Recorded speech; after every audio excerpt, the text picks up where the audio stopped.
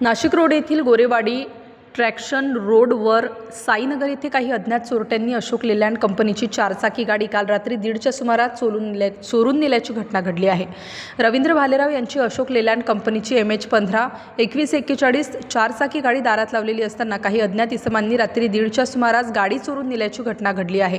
सदरील गाडी घराच्या बाहेर लावलेली असताना ॲक्टिवा गाडीवर आलेल्या 3 जणांनी गाडी चोरून नेल्याची घटना घडली आहे। सदर गाडी ही शिंदे टोल नाका ओलांडून पुढे गेल्याचे लक्षात आले असता सदर घटना घडल्यानंतर पोलिसांना तात्काळ कळवल्यानंतर पोलीस घटनास्थळी दाखल झाले व पोलिसांची एक टीम आरोपीचा पाठलाग करत शिंदे टोल नाक्याकडे गेली। सदरील घटनेने परिसरात भीतीचे वातावरण पसरले आहे।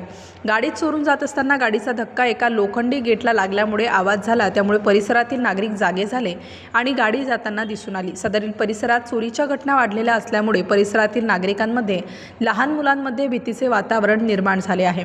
पोलिसांनी या परिसरात रात्रीची गस्त वाढवावी असे नागरिकांकडून अपेक्षा व्यक्त केली जात आहे। पुढील तपास नाशिक रोड पोलीस स्टेशन करीत आहे। स्टार न्यूज साठी मनोज औचिते, नाशिक।